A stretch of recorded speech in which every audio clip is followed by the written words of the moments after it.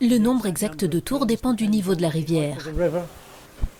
Actionner la roue pour mettre en route le moulin, un geste que Pete Loosemore pratique depuis l'enfance. Mais depuis quelques semaines, il ne le fait plus seulement pour les visiteurs de passage, dans sa petite ville de Sturminster Newton.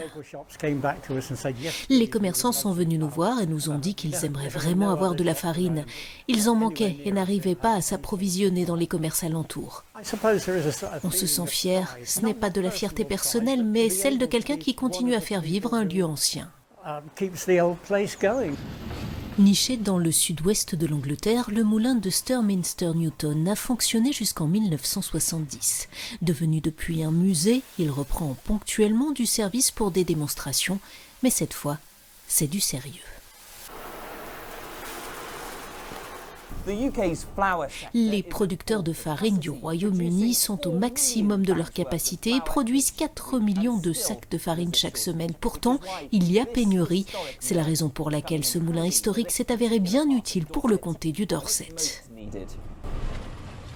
Imogen a dû apprendre sur le tas. En temps normal, elle est bénévole au musée. Désormais, elle est indispensable. J'ai grandi ici et j'ai donc toujours connu le moulin, confie-t-elle. Je vis à 300 mètres, alors pour moi c'est vraiment agréable de travailler ici. Vieux de 1000 ans, ce témoin de l'histoire locale a connu l'épidémie de grippe de 1918 et la peste bien avant. Ces 2 dernières semaines, ces meules ont produit 1 tonne de farine et d'autres moulins devraient suivre.